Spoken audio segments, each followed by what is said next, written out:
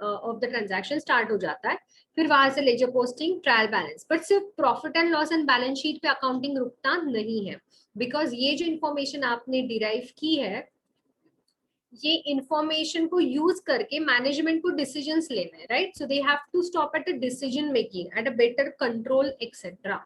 सो सिर्फ PNL balance sheet बना के कुछ नहीं होने वाला है, उसको डीप डाइव करना, वहां से प्रोडक्ट की कॉस्ट ढूंढ निकालना, and then finding out the control, कौन सी कॉस्ट के ऊपर कंट्रोल लाना है, कहाँ पे सेल्स बढ़ाना है। There are lot many decisions that management has to take. So that management decision making depends upon further some analysis of that profit and loss and balance sheet, which is called as a management accounting. Okay. And the cost accounting means जो आप, मैंने आप लोगों को बोल रही हूँ कि जो आप सेकेंड सेम में पढ़ने वाले हो अभी, कि कोई भी प्रोडक्ट की कॉस्ट कैसे ढूंढ निकाले, जितनी भी कॉस्ट हमने हमारे trading and profit and loss account में डालने वाले हैं, वो हम प्रोडक्ट से कैसे रिकवर करें, that a cost accounting is going to tell you. Okay, so there are basically 3 branches of accounting, which is the financial accounting, management accounting and cost accounting. So if you can see over here, you can just simply read this hierarchy. ये आप chart इसको पढ़ सकते हो. Financial accounting से सारी चीजें start होती है. Then the second branch of accounting, cost accounting, and the third branch of accounting is management accounting. Okay, and now there are various advanced forms of an accounting which are coming into the picture, like social responsibility accounting, human resource accounting, etc. इसके बारे में अगर आपको one line भी यहाँ पे आप पढ़ लोगे, that is more than enough. Then there might be a difference between management accounting, cost accounting, and the financial accounting. Okay, वो आप लोगों ने नहीं पढ़ा तो भी ठीक है, वो आपको सेकेंड लेवल पे इम्पोर्टेंट है सेमेस्टर 2 में. Okay, objective you can ignore. Then next page number, advantages of financial accounting. No need to read. आप सिर्फ हेडिंग एक बार पढ़ के इसको छोड़ सकते हो, डिटेल में आपको पढ़ने की जरूरत नहीं है. Limitation, yes you can read it once. क्या लिमिटेशन है अकाउंटिंग की, क्या अकाउंटिंग नहीं दे सकता? And I keep on telling you, the biggest limitation of accounting is जो कंसेप्ट है, जो अकाउंटिंग की कंसेप्ट है, वही उसका सबसे बड़ा लिमिटेशन है. ओके,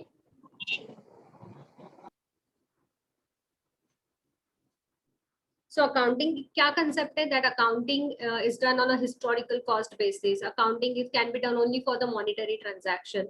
ये जो इसकी concept है, यही इसका limitations है, क्योंकि अगर कितना भी इसका value रहे, see nowadays the discussions is human resource is the biggest asset of the organization. But कहीं पे भी हमें balance sheet में, हाँ मेरी जो कंपनी ये क्यों चलती है IT कंपनी, क्योंकि मेरे लोगों के पास दिमाग है, राइट? बट उनका जो दिमाग है उसको मैं वैल्यू नहीं कर सकती हूँ, और उसको इसीलिए मैं उसको बैलेंस शीट में नहीं बता सकती, because it cannot be converted into the form of a money. So now the discussions into accounting are on these lines, कि क्या एडवांस अकाउंटिंग, क्या मेथोडोलॉजी यूज करके हम सारी चीजों को मॉनिटरी टर्म्स में कन्वर्ट कर सकते हैं. Okay, so you can just read the headings of this. ये जो हेडिंग्स यहाँ पे लिमिटेशंस ऑफ अकाउंटिंग है, इसको आप एक बार पढ़ लेना. Then coming to the main part of this, की ट्रांजैक्शन की डेफिनेशन मैंने आप लोगों को समझा दी है. Entity means an business unit और अ बिजनेस एंटिटी, जिसके लिए हम लोग ये करते हैं, रिकॉर्डिंग करते हैं ट्रांजैक्शन का, that is the business entity. Classification of the transaction can be monetary transaction, non monetary transaction.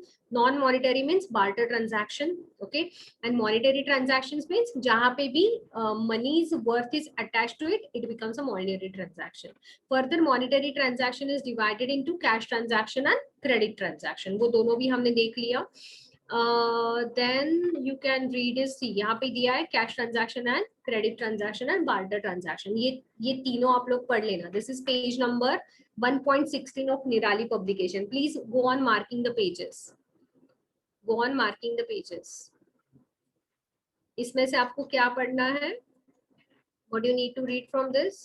You have to read that monetary transaction, okay, non-monetary this cash transaction, credit transaction, and barter transaction.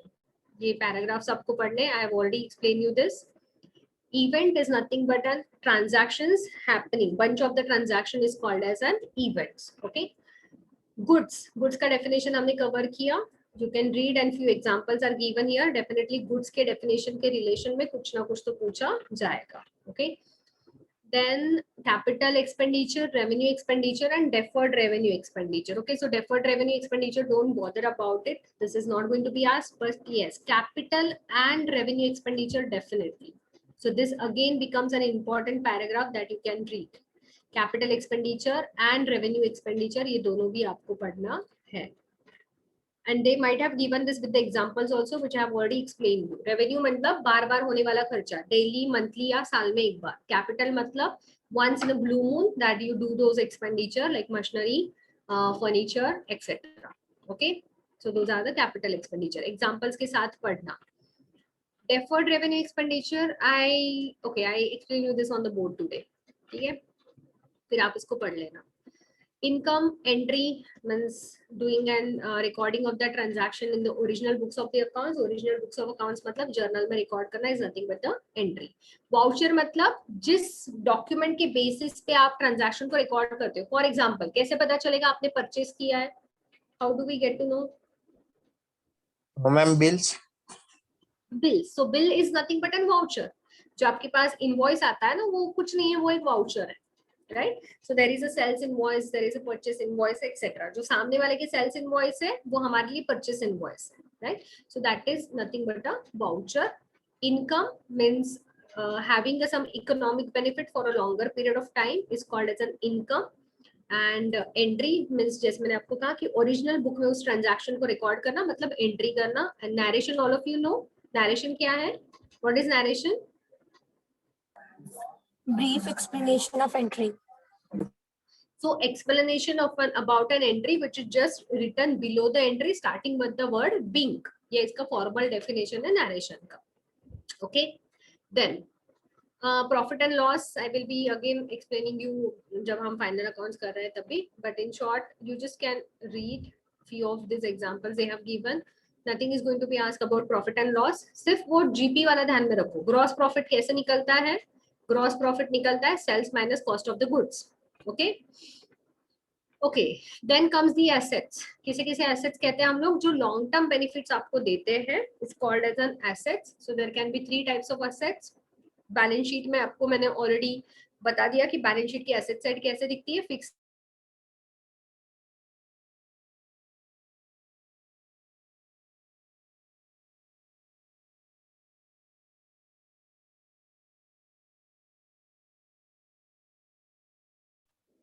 Okay, hold on guys, my screen is locked.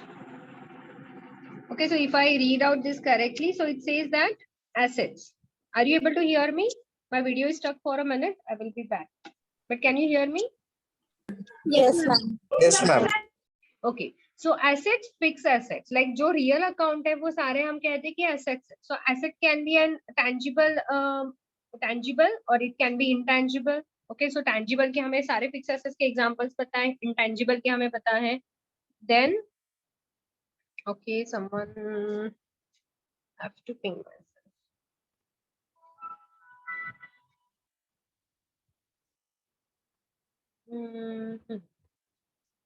Okay, everyone just be on a mute, otherwise I will not be able to see the screen. अच्छा मेरा screen भी चला गया. Hold on.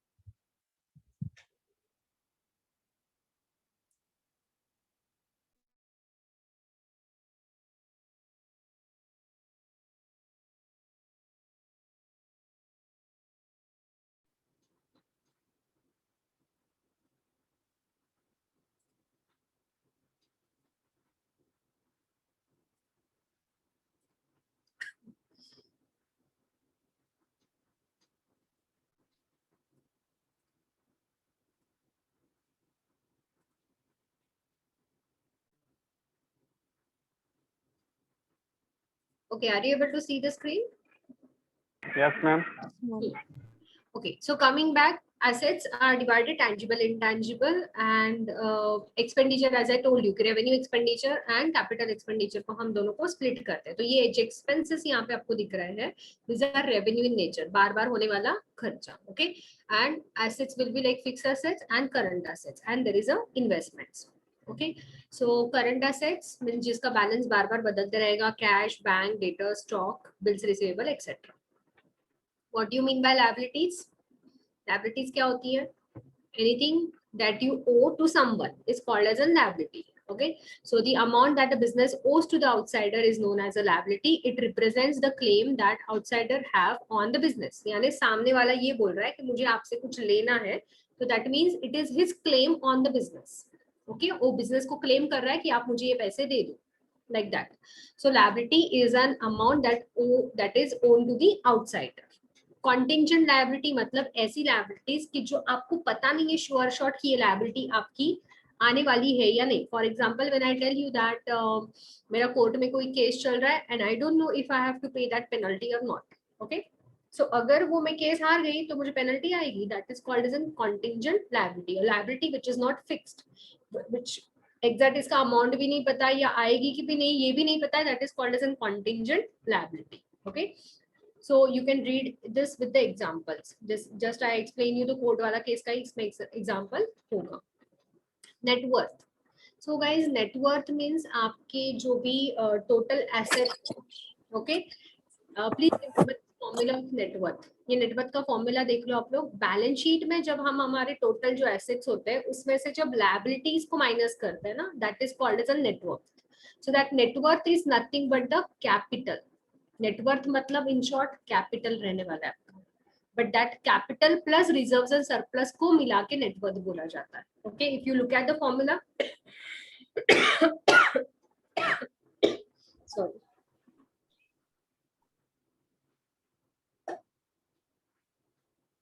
If you look at the formula क्या है देखो, asset, total asset मतलब balance sheet की टोटल एसेट साइड की टोटल, उसमें से सिर्फ लायबिलिटीज को माइनस करो तो रह क्या गया हमारे पास?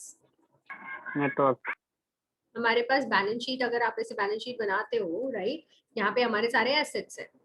सो सारे एसेट्स की टोटल मिला के मान लो हमारे 10 लाख की सारी एसेट्स की टोटल. ओके, यहाँ पे है हमारी लायबिलिटीज, यहाँ पे हमारा capital, and along with capital इसके बाद हमेशा आता है यहाँ पे रिजर्व्स एंड सरप्लस भी रहता है. सो मेरे 10 लाख के एसेट्स है, मेरी लायबिलिटीज जो है ये मान लो 7 लाख की मेरी लायबिलिटीज है. तो फॉर्मूला क्या दिया है? Asset, total of the assets, यानी सारे एसेट्स मिला के उसमें से आप जब लायबिलिटीज को माइनस कर दोगे, लायबिलिटी इज 7 लाख रुपीज, तो जो भी आपका बचेगा 3 लाख रुपीज आपकी क्या रहने वाला है? Network. Is nothing but the capital plus reserve जो बच जाता है, it is called as a net. ठीक है, ये capital plus reserves and surplus also belongs to the owners of the business and that's what it is called as a net worth. Okay, what do you mean by debtor? बहुत बार बता चुकी मैं आप लोगों को इसका definition. The person to A whom person who owes money to the business. ऐसा व्यक्ति जिसने बिजनेस को पैसे देने हैं is called as a debtor. Okay, creditor, a person to whom business owes the money is called as a creditor. Capital, all of you know what do you mean by capital? Capital is an amount of investment which is put into the business, which is introduced by a proprietor into the business, is called as a capital. Okay, what do you mean by drawings? Drawings kya hai? Proprietor withdraws money for personal Any use. money, any stock, any bank money of the business withdrawn by the proprietor is called as a drawings. So you just have to quickly glance through this basic concept because इनके one liners के आपको कुछ भी MCQs हो सकते हैं. हाँ? Solvent person मतलब a person whose assets are sufficient to pay off his liabilities. यानी उसके पास बहुत सारे एसेट्स है कि वो अपनी सारी लायबिलिटीज को पे कर सकता है, मतलब वो सॉल्वेंट है. ओके, एंड इनसॉल्वेंट मतलब a person whose liabilities are more than his assets. यानी उसकी लायबिलिटी इतनी ज्यादा है पर उसके खुद के एसेट्स इतने, बिजनेस के एसेट्स इतने कम है, या उसके खुद के पर्सनल एसेट्स भी इतने कम है कि वो लोगों की लायबिलिटीज को पे नहीं कर सकता, उसे कहते हैं insolvent person. You will find the exact definition what I told you right now here. So you can quickly glance through the definitions. Discount we have already seen yesterday. Trade discount is a discount which is given for the bulk purchases of the goods which is not recorded in the books of the accounts. Opposite to that, cash discount is given as an incentive or as in for the prompt payment of the for the prompt payment और receipt of the cash. Okay, जल्दी से जल्दी पैसे मिल जाए इसके लिए जो discount दिया जाता है वो कैश डिस्काउंट है, which is recorded in the books of the accounts. You can go through the distinguish, बहुत सारे लंबा लंबा चौड़ा खींच के डिस्टिंग्विश दिया है जिसकी जरूरत नहीं है. You just read this two paragraph 1. तो जो भी कंसेप्ट अभी जो भी मैंने आपको बताया है इसके हेडिंग्स पढ़ के फटाफट डेफिनेशन एक बार पढ़ लेना. Goodwill is the reputation of the business in the eyes of the its customer or the market. Okay, account हम कहते हैं ना लेजर अकाउंट. लेजर अकाउंट मतलब similar kind of those transactions are clubbed together in one account, in one group, that is called as an account. तो सारे जैसे कि printing and stationery, तो इसमें मैं सिर्फ प्रिंटिंग वाला खर्चा नहीं जान रही हूँ, but printing and stationery these are को related to each other. Okay, and that's what xeroxing का एक्सपेंडिचर प्लस स्टेशनरी दोनों को मिला के मैंने एक ही अकाउंट में डाला क्योंकि they are similar kind of expenditure, so I did not create a different account for them. Accounting year in India we follow 12 the entire business life होती है. हर एक बिजनेस की एक लाइफ होती है कि जहां से बिजनेस स्टार्ट होता है, फिर वो धीरे धीरे ग्रो करता है, फिर वो डिक्लाइनिंग फेज में जाता है. That you might have learned in your demography और समवेयर, राइट. सो ये जो बिजनेस साइकिल होता है इसको अकाउंटिंग के लिए हम 12 मंथ ऑफ पीरियड में डिवाइड करते हैं. 12 मंथ्स में डिवाइड करते हैं, that is called as an accounting period. So the life of the business is divided into the 12 months का period that we call it as 1 year from a business recording from the accounting point of view, and that is called as accounting year. Okay, trading concern and non trading profit organization. Trading concern मतलब जिसका motive है कि जो profit कमाए, it's called as a trading concern. non for profit concern, non for profit मतलब कौन होता है? Yes, who are non for profit? charitable trust, education like university, colleges. Institution, charitable trust, जो कि एनजीओ जिसे हम कहते हैं कि non NGO is like non-governing organization actually, but that means a non-profit making organization also. Okay, so उनका motive नहीं है कि वो प्रॉफिट कमाए, बट लोगों को सोसाइटी में कुछ तो सर्विस दे. ठीक है. Okay, now I told you that मैं आप लोगों के कुछ अकाउंटिंग ये concepts यहाँ पे एक चार्ट दिया हुआ है, that is the one that I'm going to cover here. Accounting concepts, इसकी एक दो concepts हमने देखी है, जैसे कि business entity concept.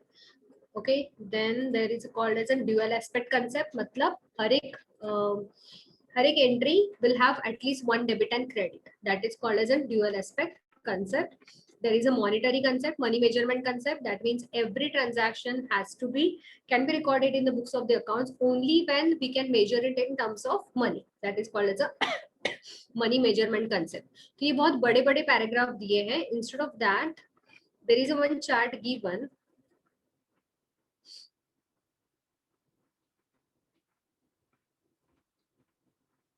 Okay, this is the chart that I will be explaining in the theory part at the last. ठीक है, आज मैं ये कवर नहीं करूंगी. You just mark it out कि आपको यही चार्ट पढ़ना है. The same chart I will be explaining you. इसमें से एक दो कंसेप्ट मैंने आपको सिखाते सिखाते ऑलरेडी बता दी है. सिर्फ 2 या 3 कंसेप्ट ऐसी जो मैंने कभी भी आपको बताई नहीं है. Okay, next. So that is what from chapter number 1 I would say. Yeah. Conventions you need not read from this. conventions, conservatism. Okay, ठीक है, चलो theory के टाइम पे देखेंगे हम इसको. Okay, I think that is for now what you can read, and then next start is the classification of accounts, real account, personal account, nominal account. Okay, तो ये सारी चीजें यहाँ पे वापस रिपीट की है. इसके कुछ एग्जाम्पल्स यहाँ पे दिए. I would definitely ask you to do them. ये एग्जाम्पल्स आप कर लो. आपका वो जो भी क्वेश्चंस आएंगे ना रियल पर्सनल नॉमिनल पे, भी आपके फॉर श्योर यहाँ पे हो जाएंगे. Okay, so let's start with the now will start with the final accounts. Yeah so this few pages you can mark. ये यहाँ पे पूरा नहीं दिया है और इसके एग्जाम्पल्स है जो कि रियल पर्सनल नॉमिनल अकाउंट्स के एग्जाम्पल्स. आप ये 2-3 एग्जाम्पल्स कर लो. 100% श्योर शॉर्ट मार्क्स रहेंगे आपके. Okay, now I'm coming to the trial balance. Yeah, so all of you remember how do we prepare a trial balance? कैसे करते हैं हम लोग ट्रायल बैलेंस? कैसे बनता है? कैसे बनता है trial balance?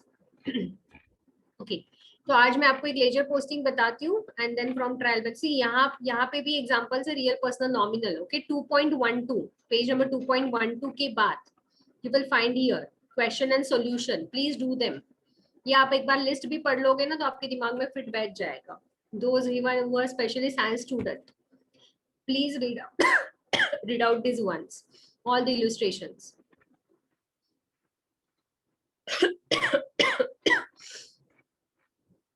Okay. So let me switch over. 2 minutes. I'm just shutting down the screen and you can directly go to the final accounts. का कोई मुझे page number बताएगा? In this same chapter, you have final accounts.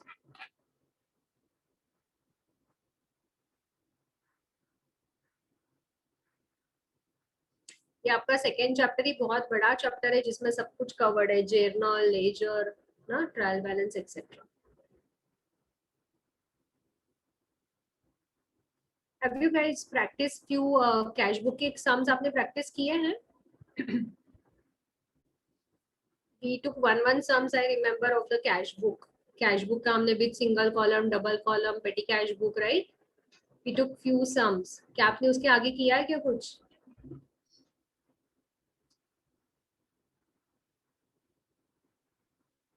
Yes or no? Not all, but some of them. Okay. The page number is 2.185.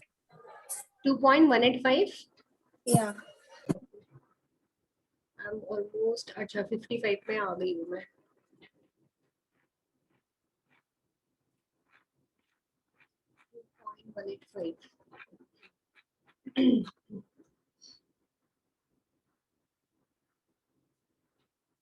अच्छा guys, what do you mean by trial balance? Do you remember? Trial balance क्या है? Trial balance का theory पढ़ना थोड़ा सा, एक दो question trial balance पे रहेंगे. What do you mean by trial balance? Trial balance is a statement or account like that. Okay. Okay, chalo. Can you see the trading account? Can you see the trading account here? Yes, ma'am. Especially science student, you have to write down this format once. Okay, आपको trading account and profit and loss account का यहाँ पे format दिया है, एक बार सिर्फ लिख लेना. You will not make a single mistake. Okay, कि कौन सा कहाँ पे जाता है, ये फॉर श्योर आने वाला है ना कि पर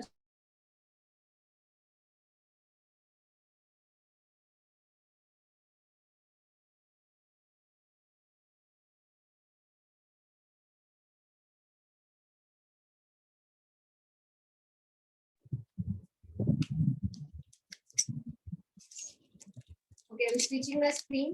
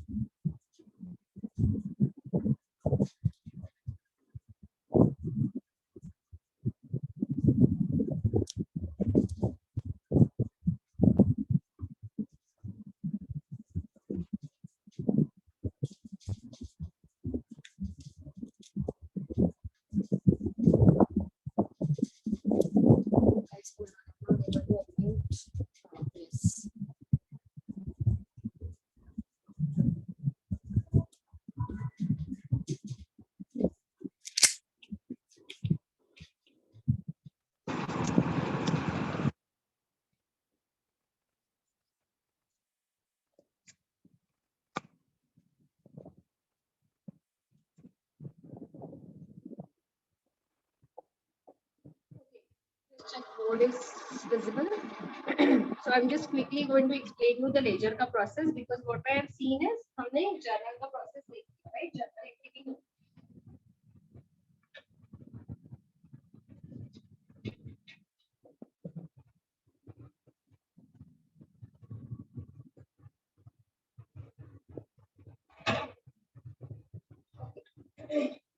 So what do we do in a journal entry? क्या करते हैं हम लोग journal entry में? Every debit and credit. So for example, if I have done the sales on a cash basis, so what is the journal entry that I'm going to pass? cash account debit to sales account. तो मैंने 5,000 के अगर sales किया है तो I will be debiting the cash account and sales account will be credit, correct? हाँ श्री, क्या हुआ? मैम आपका स्क्रीन पिन कर दो ना वहाँ पे। हाँ, I think I won't be able to do that. Cool, मुझे ऑप्शन ही नहीं मिल रहा है उसको पिन करने का। हाँ स्पॉटलाइट, ठीक है, ओके।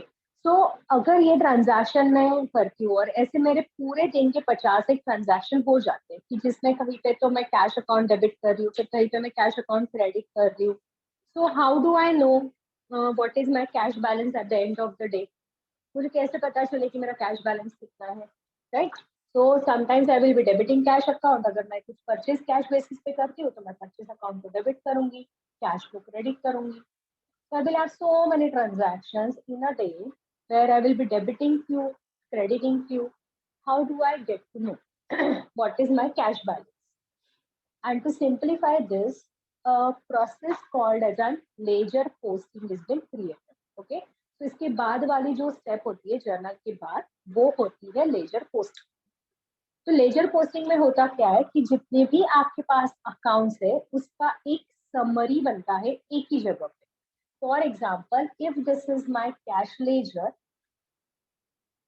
तो इस लेजर एक टी फॉर्मेट में है जिसके डेबिट साइड में मैं कुछ लिखूंगी, जिसके क्रेडिट साइड में मैं कुछ लिखूंगी, और इस तरीके से मैं उसको बैलेंसिंग करने वाली हूँ कि at the end of that period I will get to know how much cash I have in my draw. तो जितने भी पूरे महीने में आप ट्रांजैक्शन रिकॉर्ड करोगे या पूरे दिन में जो भी आप ट्रांजैक्शन रिकॉर्ड करोगे उसको यहाँ पे कुछ तरीके से समराइज किया जाएगा। So if a manager ask what is your today's cash balance, you have the answer within a minute. Okay, ठीक है। So how the ledger is prepared? Ledger में डेबिट साइड होती है और एक क्रेडिट साइड होती है and sorry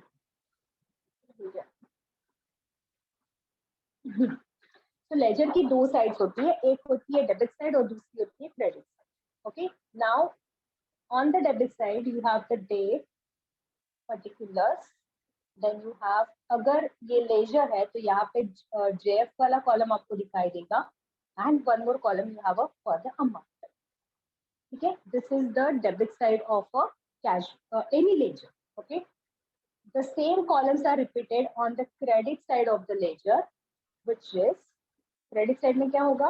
Date, particulars, same columns. अगर ये लेजर है तो इसमें और एक कॉलम हम बनाएंगे क्रेडिट साइड में, JF, which is the journal folio का reference number, because this is considering the manual accounting, and the last one you have is the amount. So any ledger have two sides. The left hand side, the question is generally asked, a left hand side of a ledger is what? Debit or credit? Ledger की left hand side कौन सी है इसमें? Which is the left hand side of a ledger? Debit. Are you all sure? Debit is the left hand side because you have to stand like this. Look at the ledger. Your left hand side is the debit. Your right hand side is the credit. Okay.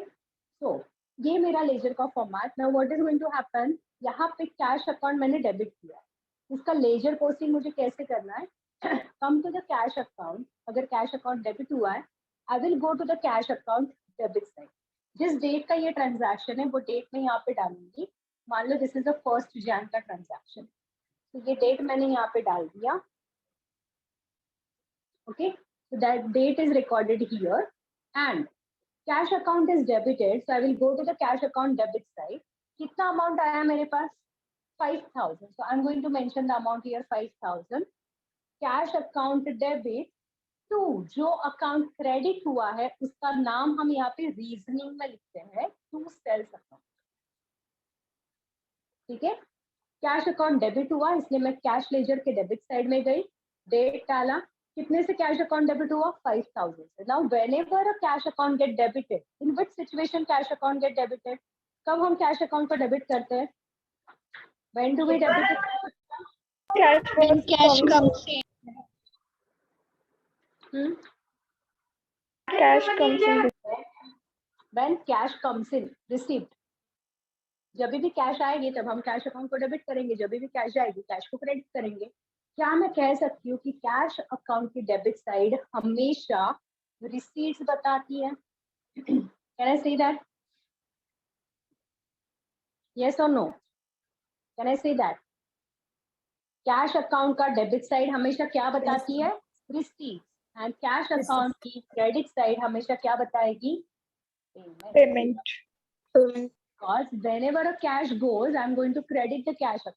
Whenever cash comes, I'm going to debit the cash account. यहाँ पे cash मिला था मुझे, इसलिए मैंने cash account के debit side में जाके एंट्री पास की। क्लियर? ये हो गया मेरा कैश का पोस्टिंग। हर एक ट्रांजैक्शन में एक डेबिट और एक क्रेडिट है। ये मैंने सिर्फ डेबिट वाला पोस्टिंग किया। आप कहोगे कि यहाँ पे तो आपने 2 सेल्स लिख दिया, राइट? पर ये सिर्फ मैंने एक ही साइड में पोस्टिंग किया है, सिर्फ ये डेबिट वाला पोस्टिंग हुआ है। तो ये जो क्रेडिट वाला पोस्टिंग है उसके लिए भी मुझे एक सेल्स अकाउंट बनाना पड़ेगा। क्यों? तो मुझे पता चले at the end of the year what is my total sales.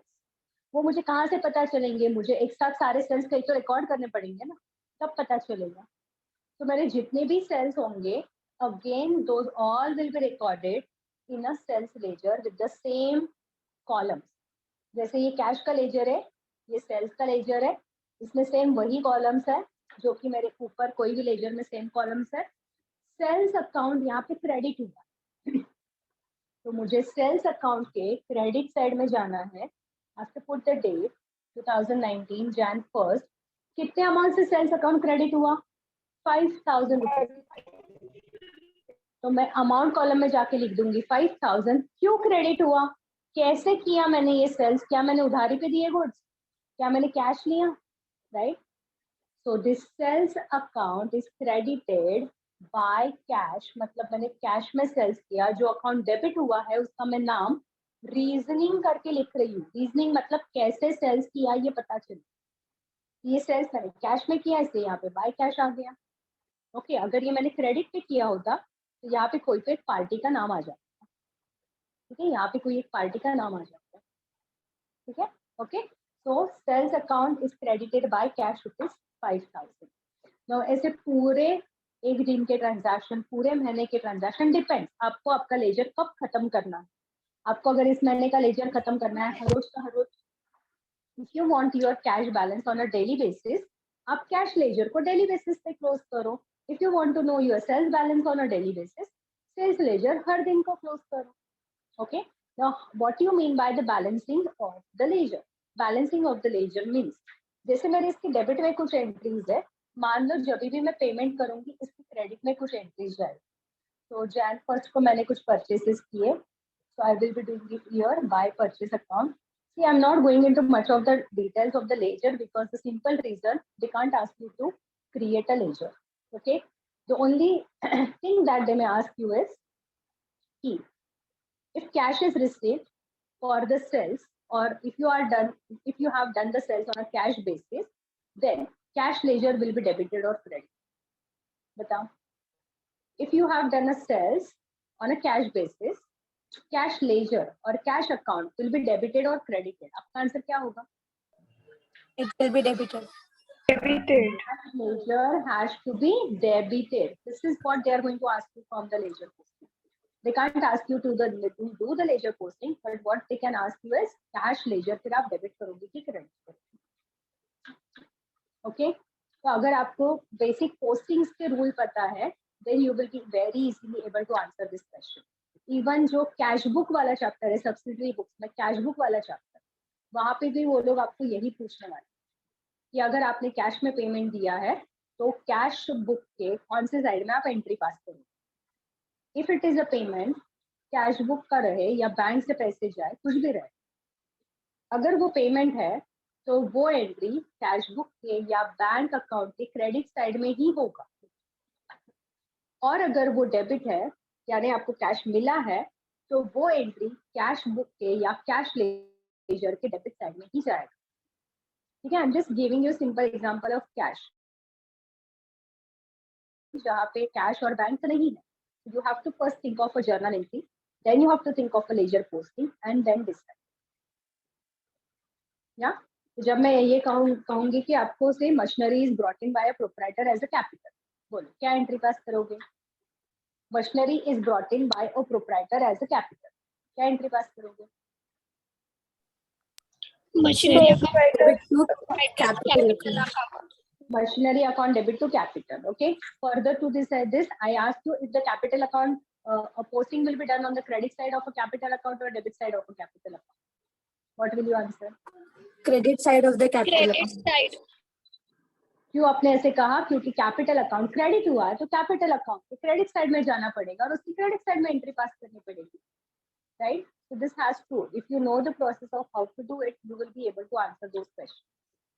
ठीक है, तो इसके लिए आपको सिर्फ एक कोई भी एक प्रॉब्लम उठा लो, जर्नल एंट्री पास करो और उसका लेजर पोस्टिंग करो और सिर्फ देखो कि आप कौन से साइड में पोस्टिंग डाल रहे हैं. Okay, so I am not going into the much details because इसमें कोई रिपीटेशन ऑफ कुछ नया फंडा नहीं है. हर जगह पे एक ही फंडा यूज हो रहा है कि अगर कैश अकाउंट डेबिट हुआ है तो कैश अकाउंट के डेबिट साइड में जाके इसके डेबिट में एंट्री होगा. सेल्स अकाउंट क्रेडिट हुआ है तो सेल्स लेजर के क्रेडिट में एंट्री होगा. That's it. Now how to close this ledger that I was showing you कि अगर मैंने जैसे कैश में कुछ कैश मेरे पास आया, रिसीट साइड तो कैश के डेबिट में एंट्री जाता है. अगर कुछ पेमेंट्स किया है तो कैश के क्रेडिट में एंट्री जाएगा. ओके, नाउ यहाँ पे मैंने लिखा कि सपोज मैंने कैश में कुछ परचेसेस किए 3000. Suppose I paid some salary in cash, so by salary यहाँ पे रीजन आएगा I paid the salary of ₹1000 like that. Okay, then there will be few cash received in the form of a commission. So 2 commission received. मेरे पास और कुछ cash आ गया. I recorded it. Now I want to know what is my cash balance at the end of the month. इस month के and में मेरा cash balance क्या है? तो कैसे ढूंढना है बताओ? How do we close the ledger? Ledger को कैसे क्लोज करते हैं? स्टेप नंबर 1, जो साइड की टोटल बड़ी है वो साइड की टोटल ले लो. आइदर डेबिट साइड का टोटल बड़ा होगा या तो क्रेडिट साइड का टोटल बड़ा. कौन सा टोटल बड़ा है यहाँ पे? Which side is more? Debit side. Debit. So just take the total of a debit side, 15,000. Always cash का डेबिट साइड हमेशा बड़ा रहेगा, सेल्स का हमेशा क्रेडिट साइड बड़ा रहेगा, कैपिटल का हमेशा क्रेडिट साइड बड़ा रहेगा. Thumb rules. क्योंकि कैपिटल एक कैपिटल अकाउंट है, एक लायबिलिटी है तो वो लायबिलिटी है मतलब उसका क्रेडिट बैलेंस. सेल्स एक इनकम अकाउंट है तो इसमें हमेशा सेल्स के क्रेडिट साइड में एंट्री जाएगा इसीलिए. ओके, सो यहाँ पे डेबिट की टोटल बड़ी है. I am going to take the total of the debit, copy to the other side. 15,000 मैंने यहाँ पे कॉपी कर. What does this mean? मेरे पास पूरे महीने में टोटल 15,000 कैश आया और ये 15,000 मेरा ये डेबिट है. ओके, इसमें से अगर मैं खर्चा क्रेडिट माइनस कर दूं तो क्या बच जाएगा? बैलेंस मिलेगा ना मुझे. ये मेरा डेबिट है, ये मेरी रिसीट्स है, इसमें से मैं खर्चे माइनस कर दूं तो क्या बचेगा मेरे पास? The balance of the cash. What is the balance of the cash? 15,000 debit में से अगर मैं 4,000 माइनस कर दूं तो कैश कितना बचेगा मेरे पास? क्लियर? कितना कैश बचा मेरे पास? 11,000.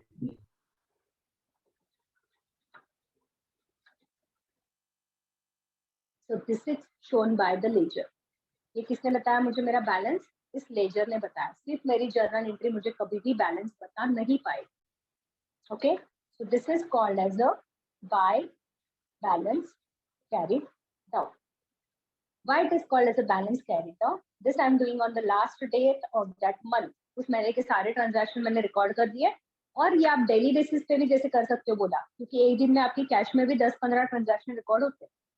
तो आप इसको डेली बेसिस पे क्लोजिंग कर सकते हो, ओपनिंग कर सकते हो, क्लोजिंग कर सकते हो, ओपनिंग कर सकते हो. ओके, सो फॉर एग्जांपल अगर मैंने इसको एंड ऑफ द मंथ किया तो मुझे ये पता चलेगा 31 जैन को मेरे पास कितना बैलेंस बाकी है कैश का? 11,000. जब मैं दूसरे दिन ऑफिस में आऊंगी तो मेरे पास कितना कैश ड्रॉवर में कैश होना चाहिए? 11,000. ठीक है, तो इसे कहते हैं balance carried down as on 31st of Jan. मैं इसको अगले दिन में ढकेल रही हूँ. That's what it is called as carry it down to the next period and on the 1st of पे I am going to brought it down. So इससे कहेंगे टू बैलेंस ब्रॉट डाउन, मतलब इसको 1st जैन को लेके आ जाओ, जो आपने 31st जैन को बाहर ढकेला उसको लेकर आ जाओ. So 1st of Jan, 1st of Feb I am going to mention the same balance because मैं दूसरे दिन कहीं से कैश लेकर नहीं आने वाली हूँ. जो मेरे ड्रॉवर में पड़ा है उसी से मैं बिजनेस को वापस कंटिन्यू करने वाली हूँ. तो अगर कैरिड डाउन क्रेडिट साइड में आता है तो ब्रॉड डाउन उसके अपोजिट यानी डेबिट साइड में आएगा, और जिस साइड में वो ब्रॉड डाउन होता है वो उसका बैलेंस होता है. Cash got brought down on a debit side. तो ये जो 11,000 है ये मेरा डेबिट बैलेंस है. ये मेरा डेबिट बैलेंस क्यों है? Again I explain. This is my total. ये मेरा डेबिट का टोटल था जो कि 15,000 था. ये डेबिट है मेरा 15,000 टोटल. इसमें से मैंने क्रेडिट माइनस किया. क्रेडिट कितना माइनस किया? 4,000 क्रेडिट माइनस किया. तो जो बचा वो डेबिट बचा कि क्रेडिट बचा? क्या बच गया? ये Debit. डेबिट बच गया. Correct. And that's what this is called as a debit balance.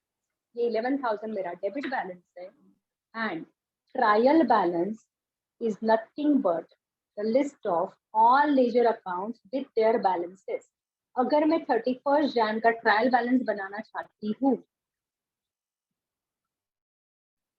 अगर मैं 31 जैन का ट्रायल बैलेंस बनाना चाहती हूँ तो 31 जैन वाले दिन मेरे पास जितने भी लेजर्स है उन सभी का बैलेंस कैरी डाउन ढूंढ निकालना है और उसको यहाँ पे मुझे लिखना. तो cash was having a debit balance even though I have posted it. Balancing मैंने इसका क्रेडिट साइड में किया, पर ये डेबिट बैलेंस है क्योंकि ये ब्रॉट डाउन डेबिट साइड में हो रहा है क्योंकि इसकी डेबिट साइड की टोटल बड़ी थी. तो cash is a debit balance. Trial balance में मैं इसको डेबिट साइड में लिखूंगी 11,000. Please hold on.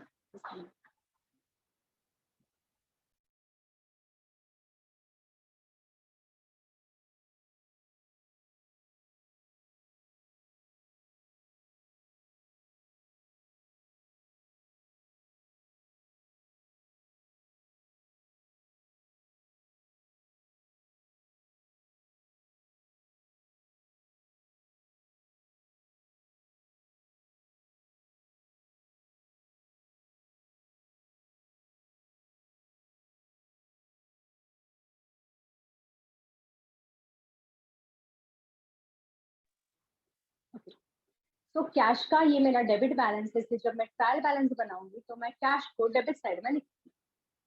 ओके. वैसे ही मैं सेल्स अकाउंट बनाऊंगी, सेल्स का बैलेंस कैरी डाउन निकालूंगी और यहाँ पे मैं सेल्स का बैलेंस लिख दूंगी.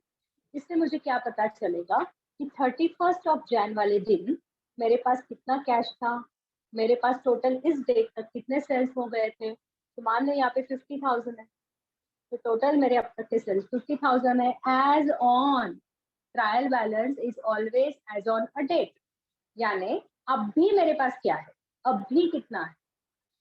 ओके. तो अगर मैं 31 जैन वाला ट्रायल बैलेंस बनाती हूँ तो ये मुझे बताएगा 31 जैन वाले दिन मेरे पास कितना कैश का बैलेंस है.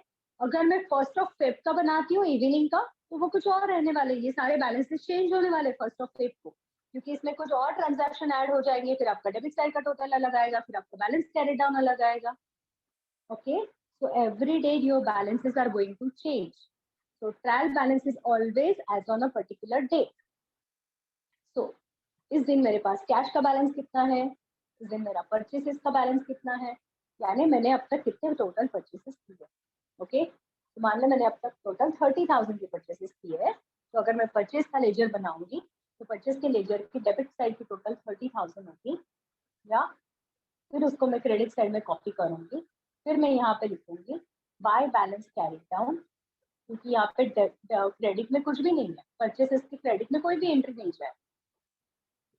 ओके. तो इसकी क्रेडिट में कोई एंट्री नहीं होगा. तो अगर ये बैलेंस कैरी डाउन मैंने यहाँ पे किया 30,000 तो परचेस का बैलेंस ब्रॉट डाउन होगा डेबिट में. मतलब purchases will always have a debit balance. तो परचेसेस का डेबिट साइड में मैं 30,000 का बैलेंस लिखूंगी. ऐसे जब मैं सारे लेजर जिनकी भी मैंने जर्नल एंट्री पास की, कैपिटल है, ड्रॉइंग्स है, सेल्स है, परचेस है, printing and stationery, every expenditure, क्योंकि जितने भी लेजर्स यहाँ पे मैंने डेबिट या क्रेडिट किए हैं हर एक का एक लेजर बनेगा एंड हर एक का बैलेंस कैरी डाउन निकालेंगे और जो कि हम यहाँ पे लिस्ट बना के उनकी लिखेंगे. अब इस लिस्ट के साथ करना क्या है हमें, what do we have to do with this list. ये लिस्ट आपको कुछ नहीं बताती है. Trial balance is just to check the arithmetical accuracy of your posting. Trial balance की हमेशा debit side has to equal to the credit side. क्यों? क्योंकि ये जिस प्रोसेस के थ्रू आया है हर एक अकाउंट का अगर एक डेबिट इम्पैक्ट एक क्रेडिट इम्पैक्ट है तो इसका पोस्टिंग कहीं ना कहीं तो हर एक जगह पे एक डेबिट पोस्टिंग और एक क्रेडिट पोस्टिंग हुआ है, तो ऑब्वियसली जो बैलेंस निकलेगा उसमें भी debit has to equal to the credit होना चाहिए. And just that said, a trial balance shows you the arithmetical accuracy. अगर मैंने ये कहा कि गलती से मैंने कैश अकाउंट की जगह पे बैंक अकाउंट को डेबिट कर दिया, मेरे पास कैश आया था सेल्स करने के बाद, तो यहाँ पे कैश की जगह पे मैंने बैंक अकाउंट को डेबिट कर दिया. फिर मैं बैंक अकाउंट का लेजर बनाऊंगी, बैंक अकाउंट के डेबिट में जाके पोस्टिंग करूंगी, मैं इसका बैलेंस कैरिड डाउन निकालूंगी, फिर मैं वहां पे लिख दूंगी. तो इससे क्या होगा? कुछ नहीं होने वाला है. मेरा ट्रायल बैलेंस मैच कर जाएगा. मे बी मेरा कैश का बैलेंस कुछ गलत बताएगा, पर मेरा बैंक का बैलेंस भी यहाँ पे आएगा. Okay, and because of that my both the sides are going to be equal. इसमें कोई फर्क आने वाला नहीं है. Just because by wrongly you have debited the other ledger, that's is not going to be shown by your trial balance. Trial balance से check करता है कि आपकी दोनों भी साइड्स करेक्ट है या नहीं है, टैली हो रही या नहीं है. इसका मतलब आपने हर एक एंट्री में एक डेबिट और एक क्रेडिट डाला है, आपने हर एक लेजर पोस्टिंग में एक डेबिट और एक क्रेडिट डाला है. That's it. It is not going to rectify your mistakes. It is not going to tell you your mistakes. So please read today what is trial balance. Trial balance के बारे में question पक्का आता है कि वो स्टेटमेंट है कि क्या है, वो आपको सिर्फ मैथमेटिकल एक्यूरेसी बताता है कि कुछ और भी बताता है, right? So please today read the theory of trial balance. Okay? अब ट्रायल बैलेंस मुझे मिल गया, तो इसके बाद मैं क्या करूं? यहाँ तक क्लियर है? Are you able to brush up the concept जो हमने पहले की है already? I have not touch upon the subsidiary book set. मैंने कैश बुक आपको वापस बताया नहीं है अभी. Okay, I am just on the flow. Okay, yes, बताओ अब तक की कंसेप्ट क्लियर है? ट्रायल बैलेंस से अभी आगे क्या करना है वो मैं बता रही हूँ आपको. ठीक है, यस, यहाँ तक का क्लियर है क्या? चलो, तो ट्रायल बैलेंस से हम लोग क्या बनाने वाले हैं अभी? Trading and profit and loss account. Actual problem आज नहीं देख सकते हम लोग, बट आई जस्ट इंक्लूड कि हम यहाँ से करते क्या. तो यहाँ से हमें ट्रायल बैलेंस से लेजर्स को उठाना है और सही जगह पे पोस्ट करना है. ऐसा करने से हमें क्या पता चलेगा कि हमारा उस साल में उस बिजनेस में कितना प्रॉफिट हुआ है या लॉस हुआ है. सो ट्रायल बैलेंस की हर एक चीज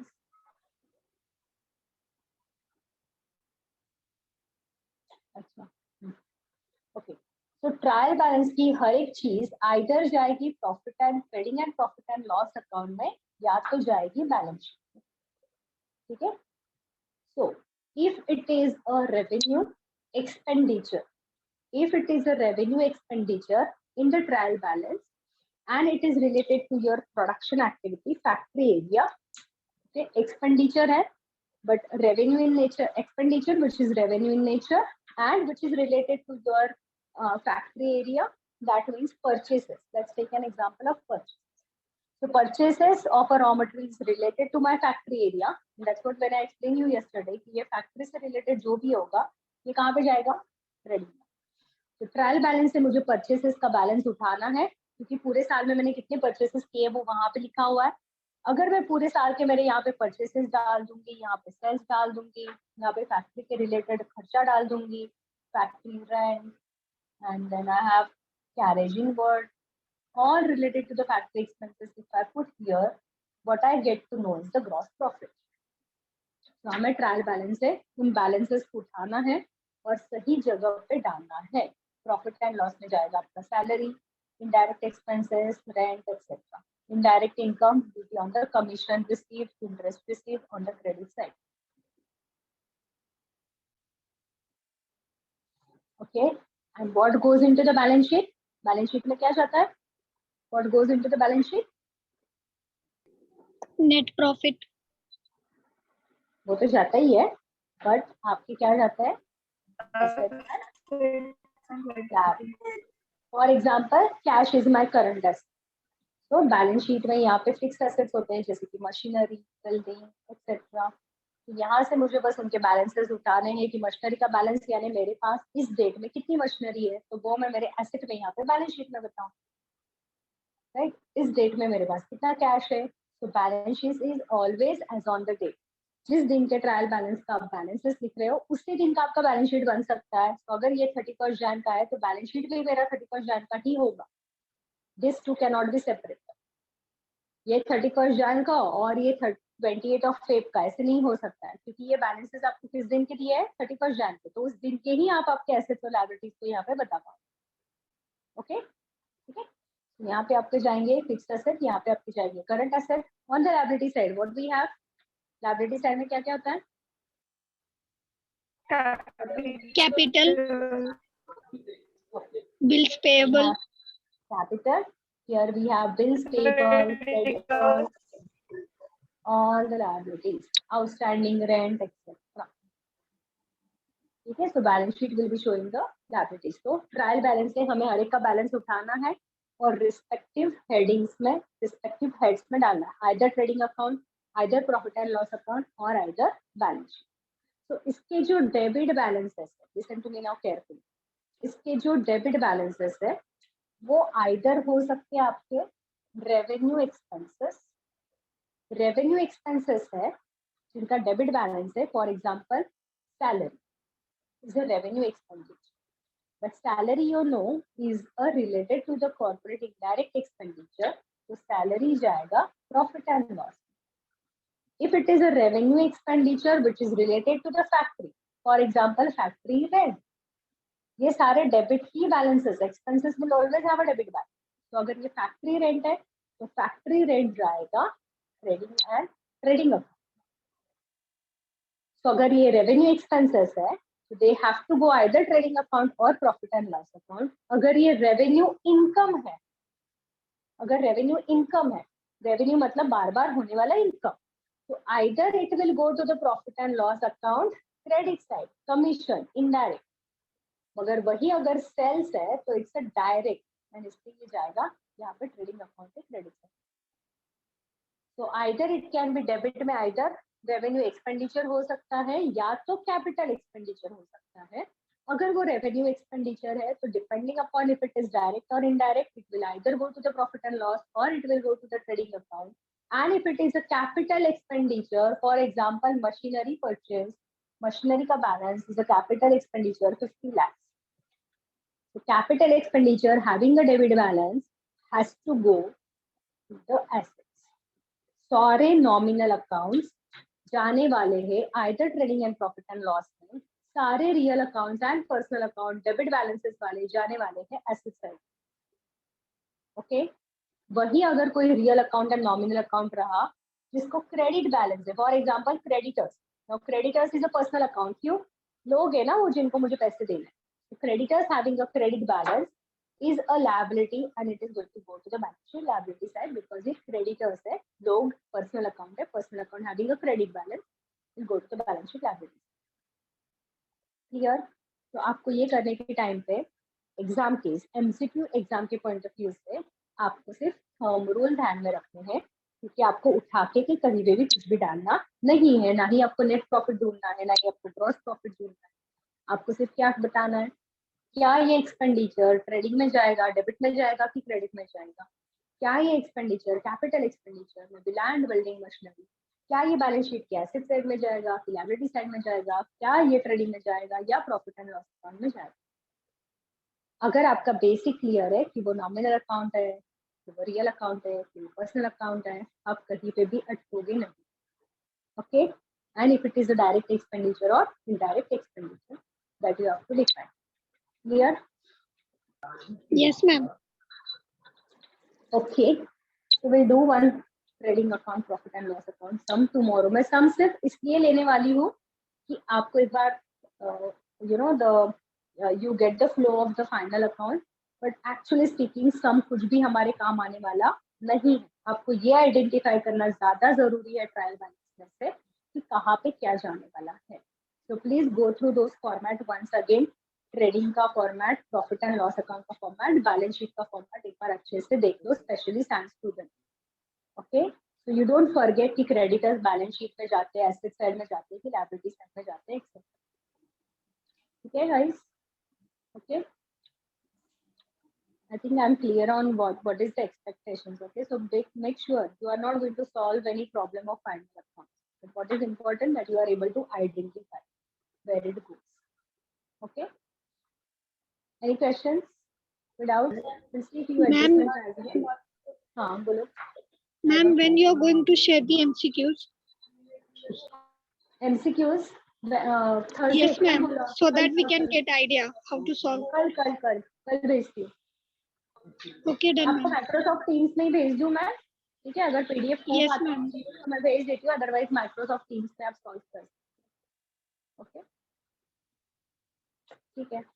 yes, tomorrow I send you. By tomorrow morning और टुनाइट लिंक भेज दूँगी. फिर देखेंगे उसको पीडीएफ में कन्वर्ट करने का. या okay, bye. Bye, ma'am. Hi, ma'am. Bye ma'am. Bye, good night. Bye, ma'am. Bye guys, पढ़ाई करो, टाइम बहुत कम बच गया है. आप Yeah, ma'am. पेट